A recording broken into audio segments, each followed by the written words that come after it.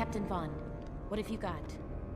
We were cutting off this access point to the Undercity when we engaged one of the leadership, Gar Saxon. He disappeared through there. Seemed in a hurry. Hello everybody, welcome to Kabashed Figure. Today's feature is another easy short video. It's a recent fan favorite, Captain Vaughn. Well, although not a major character, I decided to go with this figure because I love this design. It looks real nice in my Clone Wars 332nd setup, and most of all, it's a very straightforward repaint of Captain Cody. And as you can see, with a little patience and again taping and spray painting, and in some cases I even do some weathering this time. Yes, I actually did some weathering this time, and I'll show you some steps that I did. So with a little work, you could actually come out with a figure that Hasbro would most likely not release in the near future.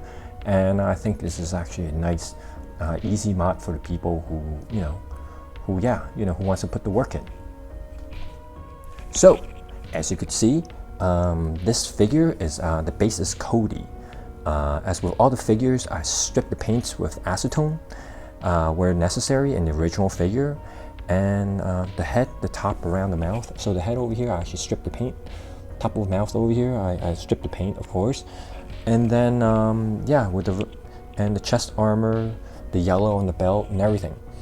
And this figure actually, it made it really easy to paint, because for those of you who don't know, this visor actually comes out, so it makes it very easy to access and reach the face.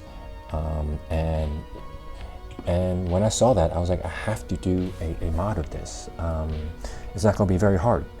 So in here, I decided to do a couple of major decisions. First of all, as you can see over here, let me take off this gun for a little bit.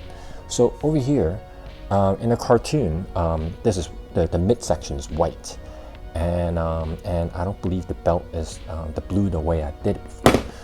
Ooh, sorry, Cody. But the way I see it is, as I've said before, I want to keep my toys toyetic. I don't want to have it in white and painting all the nooks and crannies, and then next thing you know, paint starts scratching off, or you discover parts that are actually not painted. So I decided to just leave it as is. I think it's totally fine. It doesn't have to be 100% screen accurate. And I enjoy a lot of the nice painting details in the back over here with the different colors. That I actually decided to just leave it and not go over it or anything. And in this particular case, I actually used a razor blade to pick a point where it's the most unnoticeable, and then I sliced it off, and then I took off the belt, and then it makes it really easy to work with. And then afterwards, I just crazy glue it back, not only on the part that I sliced, but also because this, I just kind of just take this and completely glue it onto the torso over here. So for the paint scheme, it's relatively, again, a really straightforward 501st paint scheme with the blue, and then everything is spray painted on, and then taped and spray painted on. And you see the details over here with the knees, the stripes, of course, the wrist, and obviously the shoulder. And so with the helmet over here, I used the Tamiya masking tape that comes in different widths, and it allows me to be a little bit more precise and consistent in terms of how I apply the different markings and stuff. So the white actually just left it. I taped it over, and then what I did was then I go in with the orange. Well, actually, first I went in with a gray primer. Yeah, that's it, gray primer, because I want to dull it down. As you can see in the official Hasbro release of 332nd Trooper, it's a little bit you know, it's a little bit day glow. So I decided to just kind of tone it down by doing a not a white primer but a gray primer. Once I tape it up, and then afterwards I sprayed it with the orange, and then to make it even more slightly, give it a slight weathered effect. You can't really, it's very subtle, you can't really tell, but what I did over here is I left the tape in, and then I went in with the Tamiya Weathering Master, the black one. So basically, you know, I just kind of brushed it on, just dab it on, just so ever so slightly, and then afterwards I sealed it with a clear coat to keep it on, and then only after that did I take off the tape. Now you notice that the paint looks like it's coming off a little bit. It's a bit weathered, and what I did was some people actually suggest scratching it off, or you know, doing something to it. In this particular case, I went with something slightly easier because the paint itself is actually very, very white to begin with. So what I did was, you know, as you can see in my instrument over here, this is actually one of these things you use for painting models, spray painting models and stuff. I put I rip off a piece of sponge like so, and then actually kind of attach it like that.